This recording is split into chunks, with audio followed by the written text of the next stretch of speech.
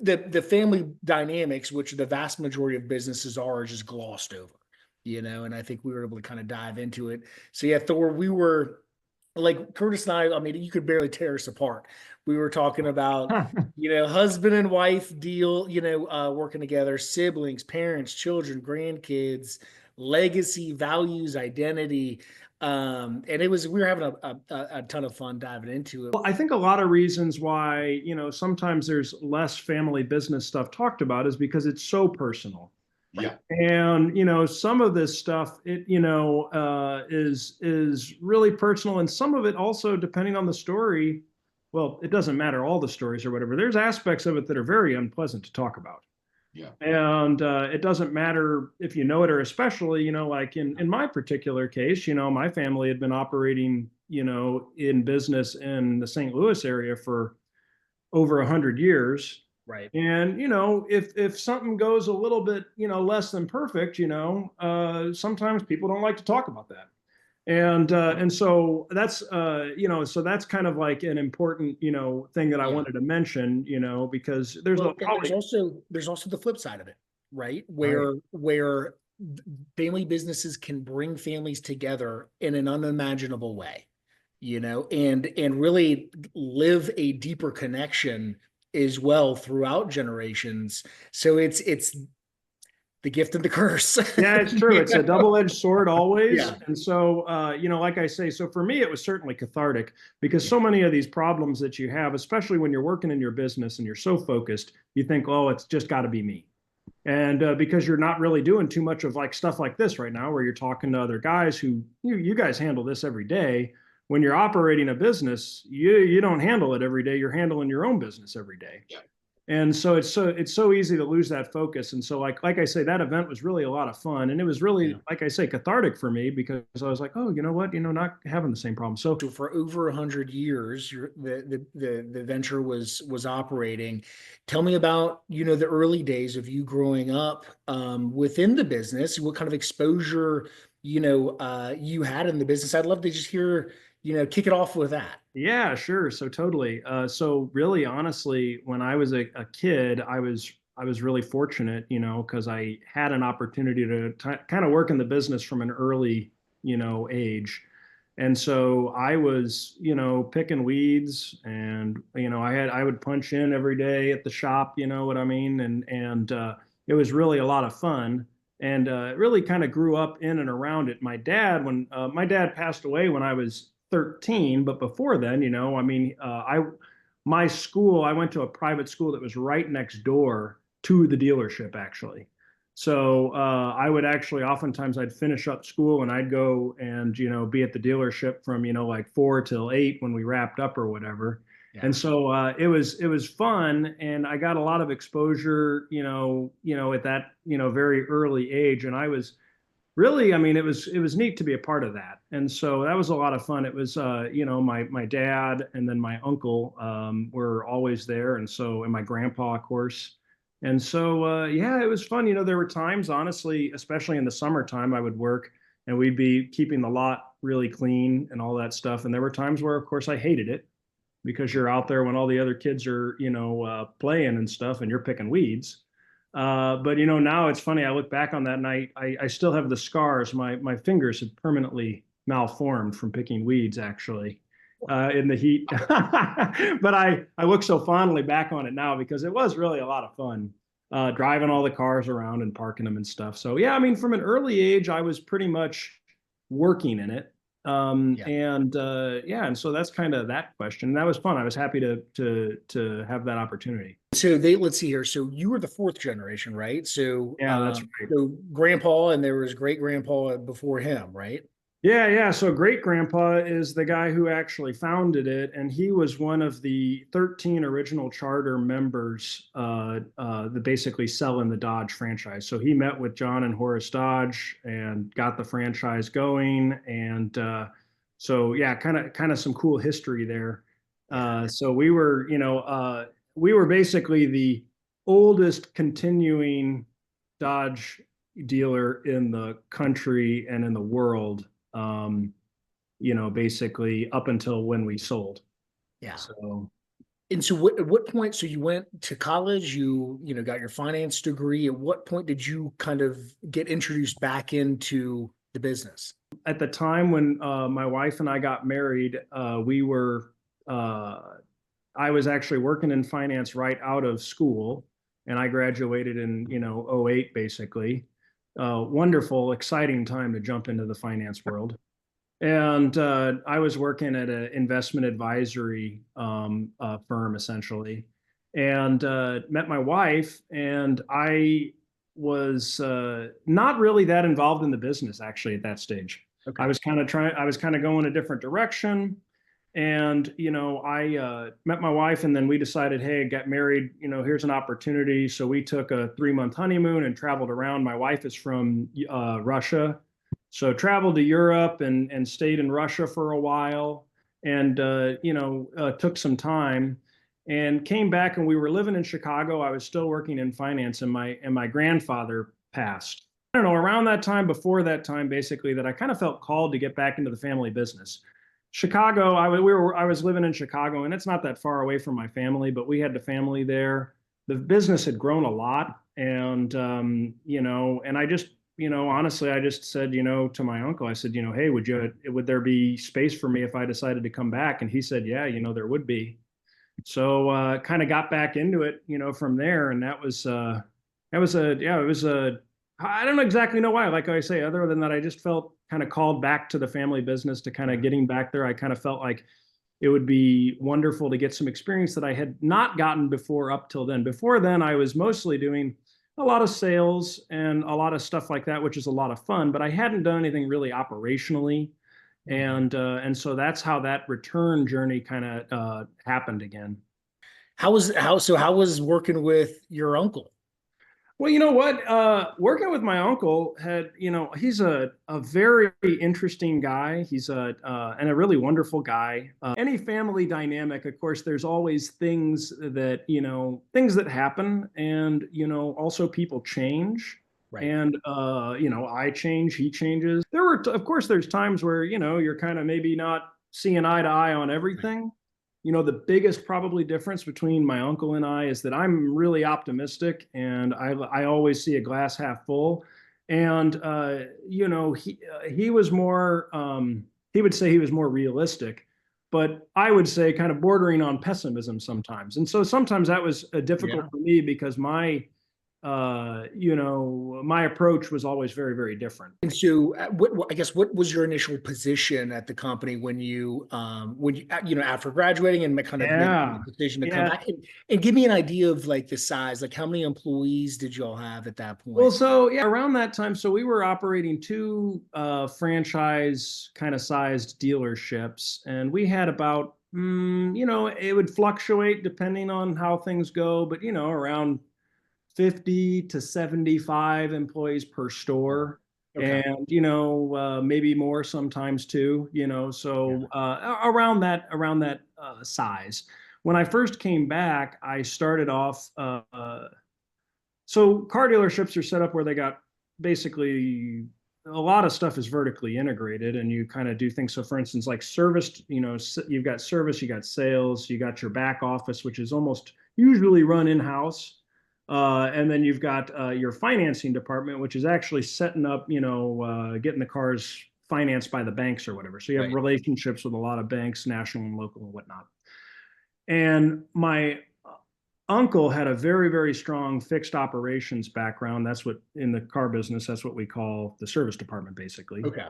And so he really felt, and in fact, if you go to a lot of dealerships and you talk to a lot of guys, that's an area where a lot of, especially owners and operators, don't have a whole lot of strength in because they just never really worked in the shop. It's kind of considered, you know, yeah, it just was kind of like an afterthought in a lot of cases, it I seems. see what you mean. So that's why you kind of mentioned he's a car guy. Had That's right. that hands-on experience in the Totally. repair So center service. I started off in fixed operations and doing, basically, especially warranty administration.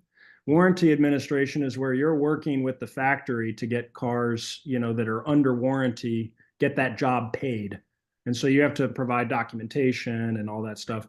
which was a great experience and a lot of fun and a very, very unique. I'm happy that I started there. That is not a place that I would have picked myself, truth be Yeah. told. Yeah. And it was a great experience. And it was a great experience too, because the people I was working with, the gentleman who at the time was the director of our fixed operations for the whole, organization, was a guy named Michael Harrell, who had actually worked with my great grandfather, had worked with my grandfather, had worked with my dad and my uncle, and then now was working with me. So Wow. this guy was able to tell me stories that my great grandpa had about how you take care of clients, how you have to be, sensitive, and really you're like a doctor when you're, in the shop, because you're communicating, obviously it's not quite as extreme as a loved one, but people need their cars to get around and Yeah. get to work to take care of their loved ones, so it's not that far off. And so it was a lot of fun hearing all my great grandpa and my grandpa's anecdotes from working with a guy side by side on all that stuff. And how long did you stay in that department? I was there well, I ended up basically being there for probably about 3 years, kind of working through that whole department though. So Awesome. basically kind of doing a lot of things. And I will say that one of the virtues or vices, I don't know, of the family business thing is that once you end up getting into it, again, especially if you were, coming after a break or whatever, which is common in the family businesses, by the way. I'm not the only guy that came back to the family business after doing Right. something else.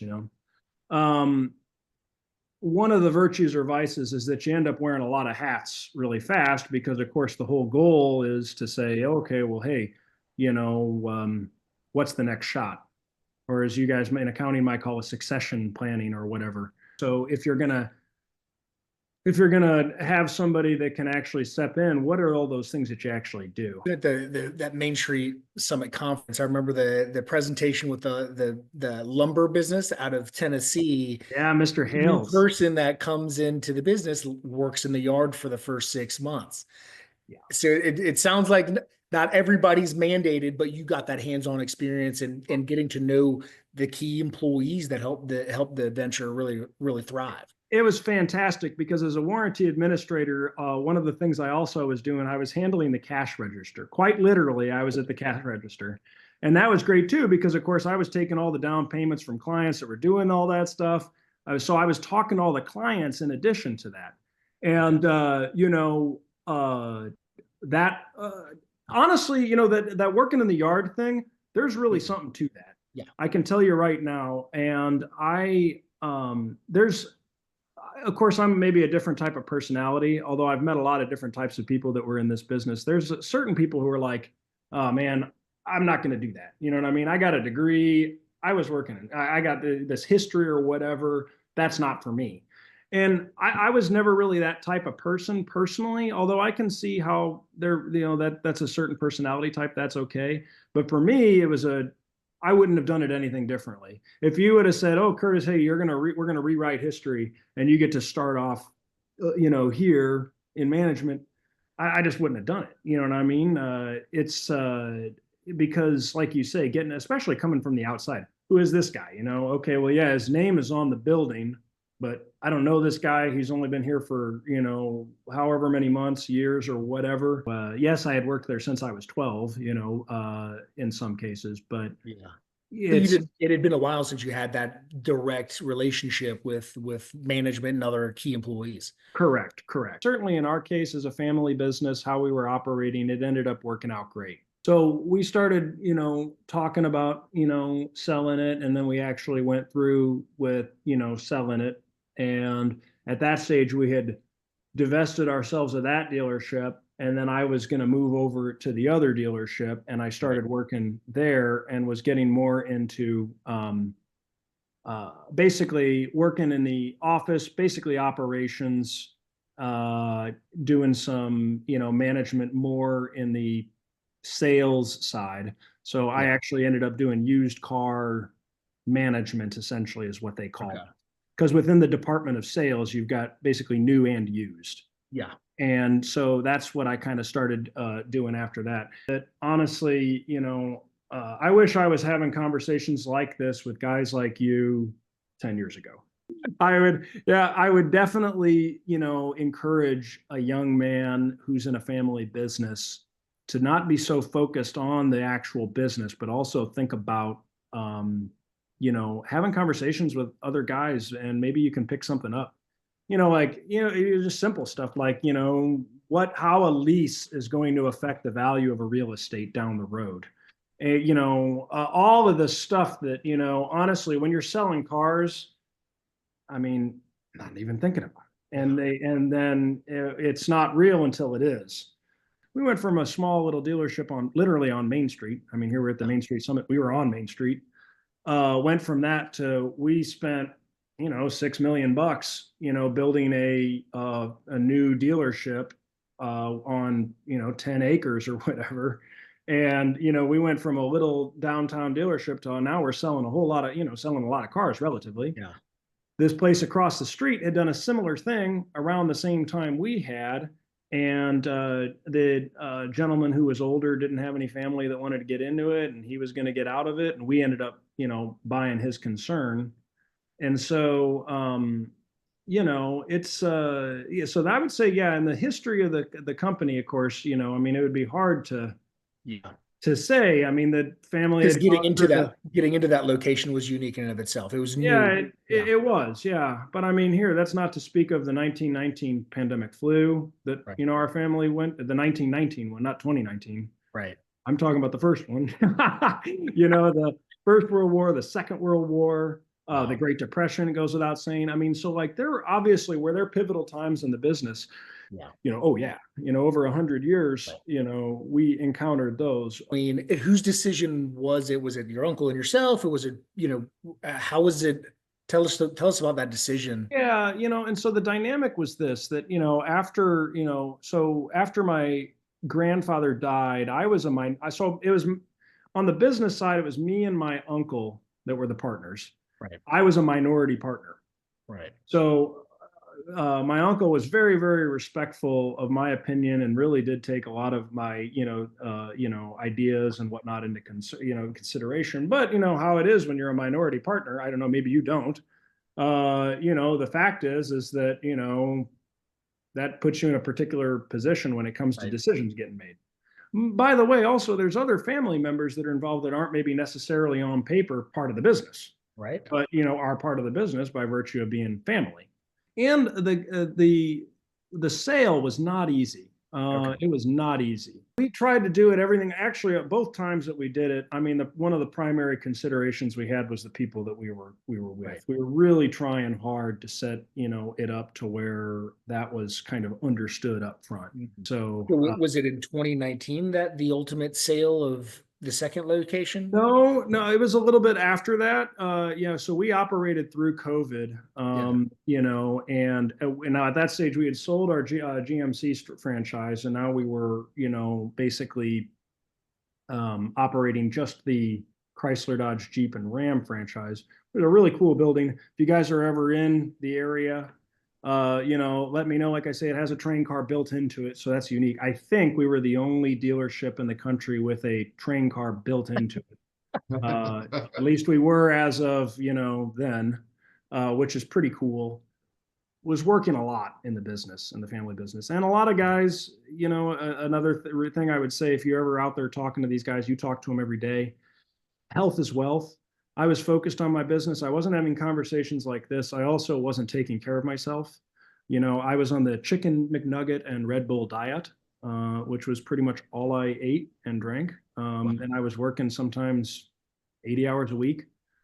And I got a autoimmune disorder called lupus nephritis, Okay. and which took some time to diagnose. At my worst, this was actually right around the time we were selling the first place. Okay. And took some time to diagnose. At my worst, I lost my ability to walk, actually. And I'm a pretty active guy. I was bedridden, and wife stuck by my side. My family was right there with me. And as a result of that, operating during COVID after the sale, it was pretty stressful for me because, we were an essential business, but I had an autoimmune disorder where if I got this thing, the doctors are like, hey, we don't even know what this thing is. And you've got a severe autoimmune disorder.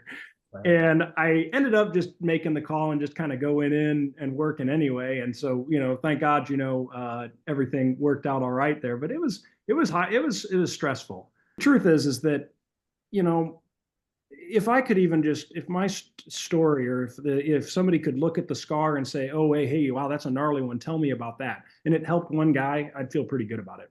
Yep. That's why we're doing it. Yeah, That's and exactly so a lot of this stuff is pretty uncomfortable because a lot of people around here, in my town, they know me, they know my family. Yeah. No one likes to talk about the nasty stuff when you take a broom to the cobwebs in your office. You know what I'm saying? And no one wants to talk about that. And I don't want to talk about it. I don't want to relive it, but, Right. I've healed a lot. And the truth is that, it's real, that stuff Yeah. happens. A lot of times you're so focused on the business that you're not doing calls like this. You're also not maybe doing some of the regular type of, like your website says, hey, you have SOPs, you have all these things. Doesn't matter. It's a family business. Everybody knows each other. There's certain things that you just got to do. Working 80 hours a week. I mean, you're just putting out fires. It's right. nonstop. You can't exercise. Your fastest way to feed yourself is McDonald's. I understand. Exactly. Yeah. And I mean, of course, like what your guys are doing, like where you're basically outsourcing as a CFO or whatever. We never did any of that. We were just doing it all ourselves. We started working through the pandemic, working through the office stuff, and slowly kind of coming to the conclusion that we were going to try to figure out a way to, sell the place. And of course, at the time, everything was kind of up in the air. And I thought, well, hey, maybe I can actually make this thing work. And, my uncle doesn't want to be part of it anymore. Maybe I can do something. And I will be honest. I mean, we had people that when they, that in the whole process were really, really sensitive, really, really helpful, and really, really there for us. And we had other people that were, opportunistic. Right. And so that's what that's what I meant by that comment or whatever, that night or whatever, because I remember all of those. I remember all of those moments. So when family dynamics get mixed in, it can get very interesting. And a lot of times we turn away and not do what we would do if it was a non-family member. It's such a great point. There was a lot of things that I just kind of assumed were handled and taken care of. We were having, reviewed statements made and all that stuff. And, you get the big expensive looking binder and the cash flow analysis and all this stuff. And you're looking at it and you think, oh, okay, well, this is all being handled at the time, in various stages. I was in certain places in the business. And so I wasn't seeing really, the whole picture. Then, it turns out, some of the whole picture, even if I wanted to see, wasn't really available to me, as it turned out. And so, you tend to think, well, they got this, they've been doing it a long time, and it's family member and you trust, right?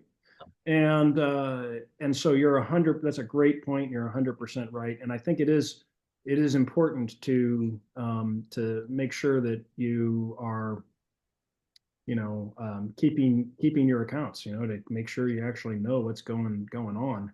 And so, that's, then, we ended up getting into the whole sales thing and on that thing. And that was a much more pleasant experience, frankly, than the first one. But still very, very difficult. And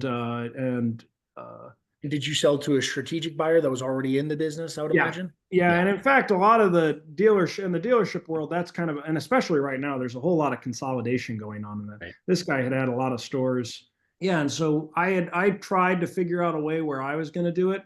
But, like a lot of these family things, it's kind of tough for the guy coming in. And here I'd had a lot of success in my life, and whatnot, but it's hard if you don't have the planning just right, it's hard to set it up for the next guy, depending on the dynamic. And so when we were together, we spoke a lot about core values throughout generations, identity throughout generations. It sounds like a lot of that came into play during these times. It sure did. Yeah. I'm sure it was especially core values, very much tested. Yeah. Core values were definitely tested. And, I mean, yeah, I think, in my case, I can honestly say, I sleep good at night. I really did my best for my family. I did my best for the people that we were with, for the community. And it's okay. We're kind of okay with that. We're doing things, differently at a whole lot of different pace right now. So But tell us about the next chapter, right? So this was, you were positioning yourself to be the only owner. yeah, Unfortunately, that didn't happen. It didn't happen that way. But unfortunately or unfortunately. there you go. So Yeah. tell us about the next chapter and what you're looking forward to. Something like this happens, and all of a sudden, the plans that you thought you had, are now very, very different. And I hadn't set myself up for the next shot. I hadn't really thought about what was going to happen next, where I was going to, take the thing after it was all done, and hadn't spent. I had devoted almost all of my time and energy to keeping the thing, going and, working and satisfying, making sure that the banks were getting paid and everything like You were that. all in. You were putting all your energy towards it. Exactly, yeah. And so then all of a sudden this moment happened where you're like, okay, well, if I can just get through this thing, then I'm going to be on the other side of this thing, and then I'll just figure it out from there. And that's, how could I have done it differently? I don't know. But I would have maybe, I'm not sure I could have done it any differently, but I found myself where all of a sudden you have this brass ring off in the distance, and you think, well, I could just get that thing and I'll get there. And then all of a sudden, after this thing happens, you're sitting there holding it and looking at it, and you're like, well, now I have this thing completed. What next? And, what I started, I obviously, coming from a finance background, I got back into the finance thing. I was, had been, doing investing, basically through the whole thing anyway. You can, as you can run a business and invest at the same time. Yeah. Like walking and chewing bubble gum. And so I kind of thought, well, I mean, I'll kind of go that direction, and which is what I started doing. So I started basically investing my own stuff. We had, I guess, what you might call in accounting a liquidity event. Yep. And, and just kind of doing that. But I, found myself, kind of 3 years into that. It was kind of a lonely place to be. I was used to dealing with a lot of people. I was used to having a lot of conversations, like, with people and talking. And all of a sudden now I'm basically alone in front of a computer all day, and reading annual reports all day. And which is a lot of fun. I like that, by the way. But I was missing people, which is what part of the reason that led me into this, the Main Street event. I was trying to really open that door back up, and I thought, man, I've gotten a lot of skills and abilities that are very, very valuable. But how could I transfer some of that experience? How could I invest my 39 years that I've gotten into my 40th year here? So it's actually, I saw you're into the whole traction and EOS thing on your website. Yeah. I was listening to a podcast, and Trevor probably already knows this part because I was telling everybody at Main Street, but I was listening to a podcast, Ted Seides. He interviewed Brent Beshore, and I had heard about, the whole thing. And then my buddy, Rodney Mueller, who is a EOS coach actually here in St. Louis, Missouri, said, I just kind of called him up and I said, hey man, I'm trying to get out there and meet some people and figure out where this thing is going. Cause and he's like, oh, you ought to go to this event. I was like, oh, I know that. Yeah. And so I ended up showing up. Interesting. The US traction piece of all the work that we do, it's the most impactful for our clients and their families, short term, midterm, long term. Yeah. It's kind of that outside party giving perspective, especially when you've got family members that are kind of in their own bubble, right? And an outside, party giving perspective on a framework that works and is transparent, and there's multiple people at the table helping to make decisions, not only on our, quarterly rocks and traction, as we call them, or goals, but on our 5-year bigger vision, et cetera, working backwards.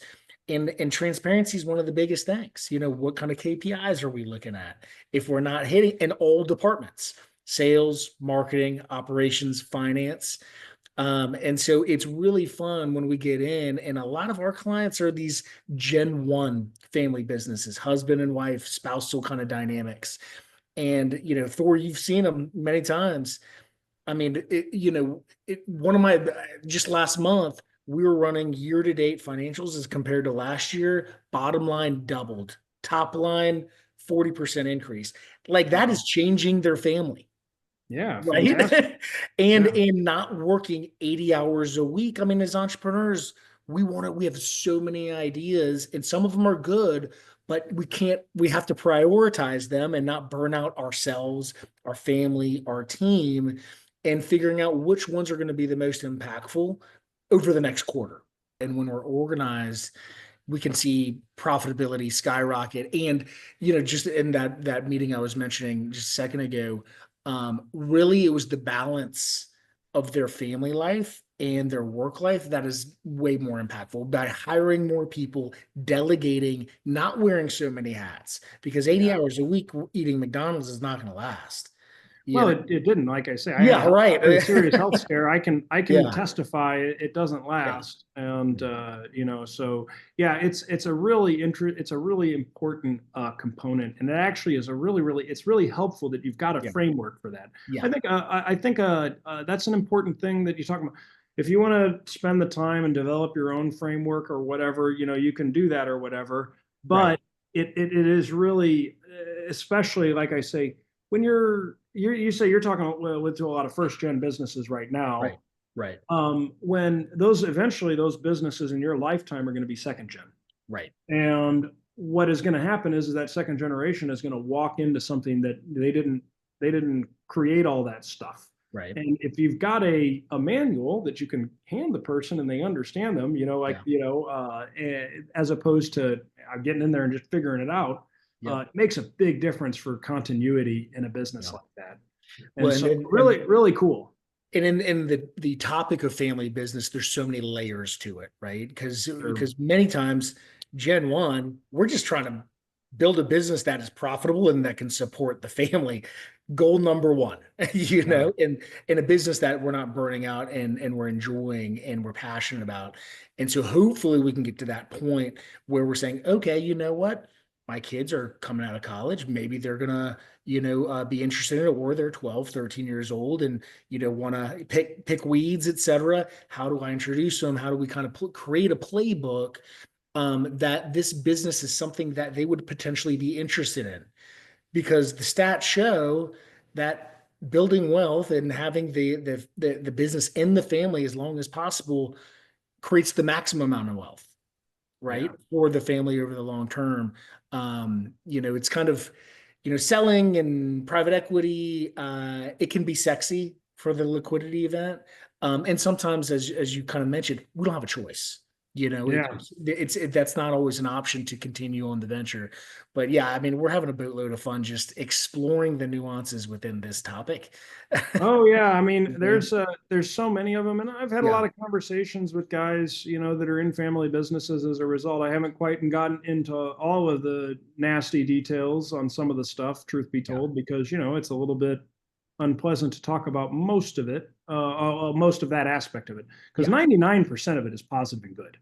Yeah. That's the reality. Yeah, you can have these really, monumental things, and you could do yourself a great disservice by thinking, oh, well, that's that. But it's not. I mean, 99% of the time we were going in, we were having fun. We're driving a bunch of fast cars around the track and having fun and having big sales events and plating giant, 75-foot tall eagles with an American flag on it and, having fun. You know what I mean? That was 99% of it. There is 0.01% of it that was really difficult and unpleasant. And, and so, yeah, like you say, there are a lot of nuances. Every family business is like a snowflake. They're all different. So there's a whole lot going on there. Yes, like you say, over generations, you can, families can get a lot of wealth over the thing. But the other thing is that over generations, a lot of families can get a lot of culture. and a lot of identity from it. Yep. Working, with those people and in that environment and having that approach to sales and learning all those little tricks and tips that you did over the last 100 years, and you get that playbook or whatever. And there's only one way to do it, and that's by, learning from the people that came before you. And that's, like I say, that going back to the beginning of this conversation or earlier, getting to work with Mike Harrell, guy who would work with 4 generations of my family on that. I mean, how do you put a price on that? What would I have done differently? Yeah, nothing. I mean, and so really grateful for the opportunities that I've had. And like I say, really also grateful to get to talk to you guys today. That's been an awesome conversation, man. Yeah, no, absolutely. If we can come back, that would be awesome. Curtis, one of the things I would love to hear more about, and so many family businesses struggle with this, is knowing what you know now. What would, if you were your dad, were there some things that you would do differently? If you start a business now, how would you then set it up for your potential heirs? I think it's a very interesting dynamic when we start to dig into it, to see that, and it's a business, right? We're talking about business, but what about the effects on the family, the personal issues within, we have 5 brothers. Which one's going to be the CEO? Which one's going to be the CFO? Which one's going to be, does everyone get paid the same? Does everyone get the same amount of shares? What if somebody doesn't want to be in it? What do they get? So it's a very dynamic situation. What kind of governance can you put in place? But that would be another hour-long conversation. Yeah. Let's do it. I'll raise my hand. I've enjoyed I'd love to come back and get together with you guys again, and and talk more about that. Yeah, because I got a big list. Well, I'm telling you right now, I am going to do it differently. Obviously, I mean, and that's not because what we were doing was so bad before. Right. But you just learn things. Yeah, but as you learn things, and that's why conversations like this are so helpful. You know what I mean?